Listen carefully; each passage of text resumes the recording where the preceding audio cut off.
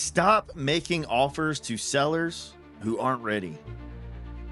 That's why you're losing deals.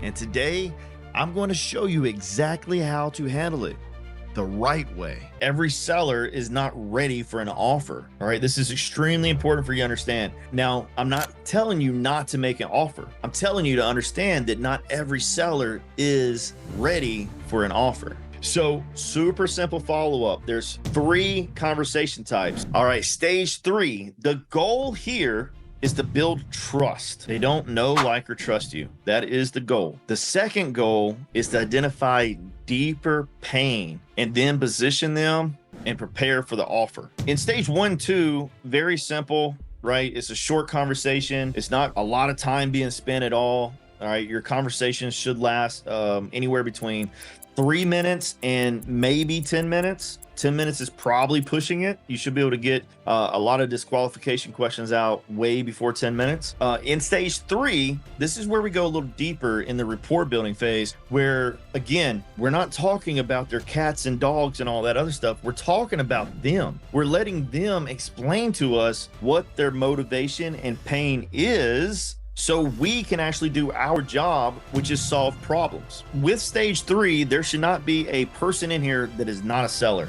However, it's just how quick do you want to follow up? Because these are deals. All right, these are deals. Do you want to follow up every 10 days or 3 days? Now, I want to talk about deal stalking and retail for a second.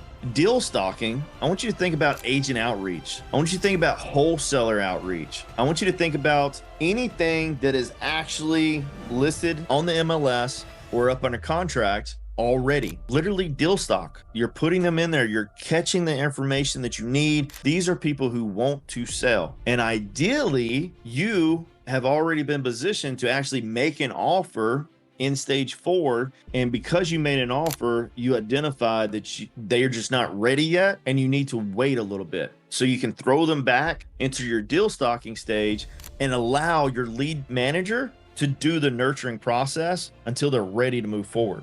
Wholesalers, you gotta love wholesalers, locking stuff up at an unrealistic price. A lot of money to be made there if you have good intent, meaning you can actually help that seller. So whenever somebody gets you a deal and you tell the wholesaler, hey, like, this thing is just like, I don't know what you was thinking, which happens a lot, you can throw them in deal stocking and literally, I would identify when the contract's going to expire and I would make a task. And I would also try to work with the wholesaler and try to guide them in going back and renegotiating it for something that'll actually work. But a lot of times these guys, they just know everything and they're really smart, but my point is there's still money to be made there and you're not doing anything wrong. Whenever I tell this strategy to somebody, a lot of times they're like, man, you're going to go around them. I'm not going around them.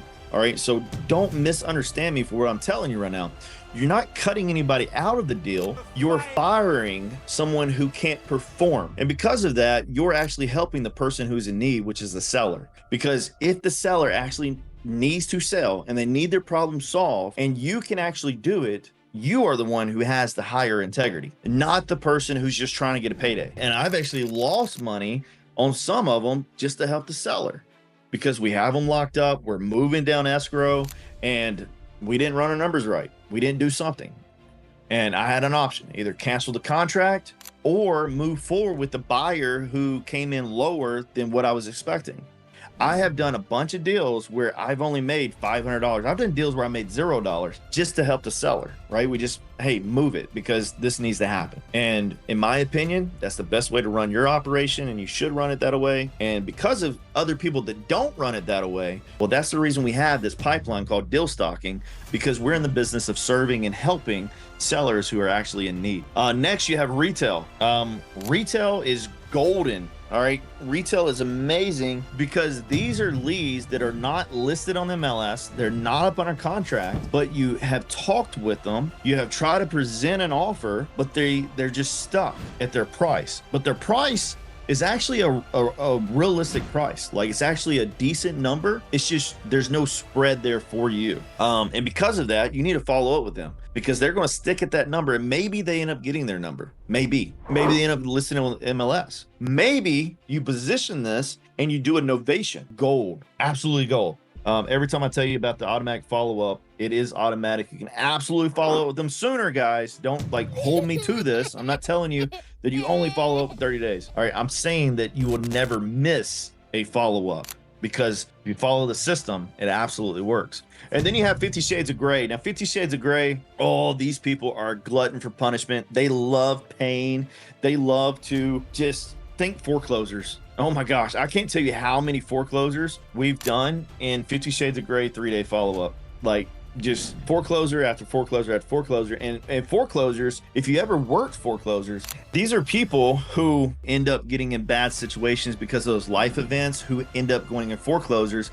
But the difference between those people that I just named, the people who like unfortunate, versus a lot of foreclosures, are these people are actually going to have a conversation with you way sooner than most. All right, most foreclosures, they get into this victim mentality. So what happens in stage 2, again, they're normal, maybe they're in denial, but either way, they're not ready to move forward. And this is life pains that I'm explaining, right? Think foreclosures. Then something's happening. They get angry. They get angry at the world. We all do. They start holding on to everything. They have both their needs and their wants in both hands, and they want both of them, and they're not letting go of either one of them. But what happens, think 50 Shades of Grey, is you start working these two right here. You start working these because you know that they have pain, they have motivation. And if you position your cards right, if you can actually help these people, they will end up dropping their wants and going after and accepting only their needs. And whenever they accept their needs, you actually have a spread. There's another chart, I think it's 5 stages of grief, but we all go through this. You know, it's a lot of denial, why and me, all this other stuff. You know, like nowadays we might call that victim mentality, but in reality,